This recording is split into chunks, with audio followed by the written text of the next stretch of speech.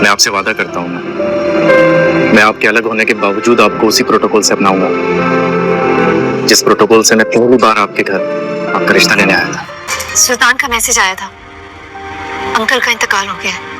اسرا کو اب بہت اچھے طریقے سے پتا چل چکا تھا کہ ایک لائف پارٹنر کیا ہوتا ہے اور لائف پارٹنر کو چوز کرتے ہوئے کون کون سی کوالٹیز اس میں دیکھنی چاہیے۔ صرف یہ نہیں کہ بہت سارے اس میں ایوارڈز جیتے ہوں، صرف یہ نہیں کہ وہ بہت خوبصورت ہو، زمانے میں اس کی ایک پوزیشن ہو۔ انسان کا پتہ تب چلتا ہے جب اس کے ساتھ رہا جاتا ہے۔ وہ کہتے ہیں نا، پنجابی کی ایک کہاوت ہے، یا راہ پہ جانے تے یا واہ پہ جانے، یعنی کہ جب انسان کسی کے ساتھ رہتا ہے، اس کے ساتھ زندگی سپینڈ کرتا ہے، یا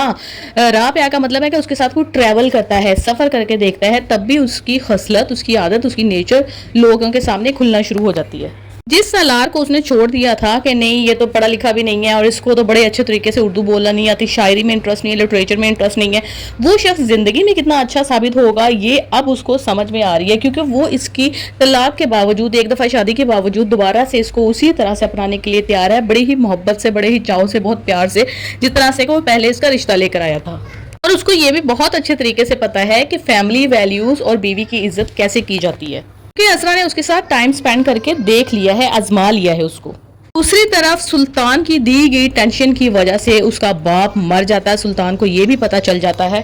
فریضے کے ساتھ جو میں نے کیا تھا یہ اس کا مکافات عمل بھی ہے اور فریضے بھی اس چیز میں شامل ہے، اس نے میرے سے بدلا لیا، لیکن اب اس کے پاس کوئی ثبوت موجود نہیں ہے کہ وہ کیسے دنیا کو دکھائے کہ جی یہ فریضے نے میرے ساتھ بدلا لیا تھا یا یہ ایک سازش تھی میرے خلاف۔ کہاں 1 ملین حاصل کرنے والے بندے کو لاکھ روپے کی جاب بھی نہیں کوئی آفر کر رہا، نہیں مل رہی ہے اس کو۔ اسے کہتے ہیں غرور کا سر نیچا، اس پر ایک کے بعد ایک آفت آ رہی ہے۔